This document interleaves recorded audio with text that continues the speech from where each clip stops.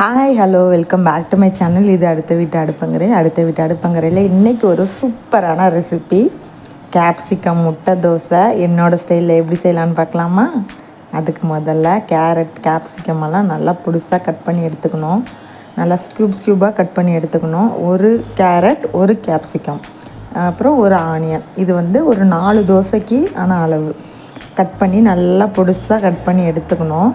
Garam masala R கறி மசாலா ரெண்டில் ஏதாவது ஒன்று, ஒரு ஸ்பூன் மிளகாய்த்தூள், உப்பு தேவையான அளவு ஆட் பண்ணி நல்லா மிக்ஸ் பண்ணி எடுத்துக்கோங்க.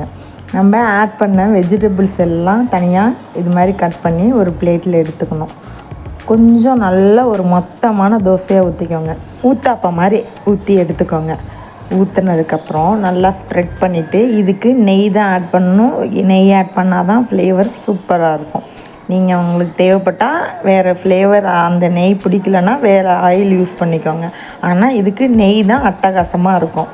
மேலே ஃபஸ்ட்டு தோசை ஊற்றினதுக்கப்புறம் கேரட் ஆட் பண்ணுங்கள். கேரட் நல்லா தூவி விட்டு மேலே கேப்சிகம் 2வது லேயர் கேப்சிகம் ஒரு கைப்பிடி எல்லாமே ஒரு தோசைக்கு எடுத்துக்கணும். அதுக்கு மேலே கேப்சிகம் ஆட் பண்ணதுக்கப்புறம் லாஸ்ட்டாக கடைசியாக ஆனியன் ஆட் பண்ணுங்கள். நெக்ஸ்ட்டு ஆயில் நெய் தான் யூஸ் பண்ணணும். நெய் யூஸ் பண்ணால் தான் வேறு லெவலில் இருக்கும் டேஸ்ட்டு. உங்களுக்கு நெய் பிடிக்கலன்னா வேறு எண்ணெய் எதுவும் ஆட் பண்ணிங்க. ஆனால் நெய் தான் சூப்பராக இருக்கும். ஆட் பண்ணிவிட்டு மூடி போட்டு 2 நிமிஷம் கேப்சிகம் கேரட்லாம் வெந்தது ஆகிறதுக்கு 2 நிமிஷம் மூடி போட்டு வேக வச்சதுக்கப்புறம் மேலே ஒரு முட்டையை உடச்சி ஊற்றுங்க.